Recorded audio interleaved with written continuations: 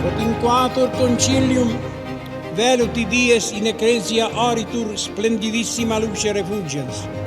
Tantum aurora est, et iam primi orientis solis radi, quam suaviter animos afficiunt nostris. Omnia hic santitatem spirant, laetitiam excitant.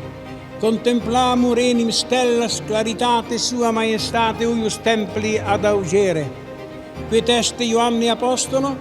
Vos estis, et per vos quasi aurea lucere candelabra, circa principis apostolorum sepulcrum, que sancti ecclesiae vobis concredite.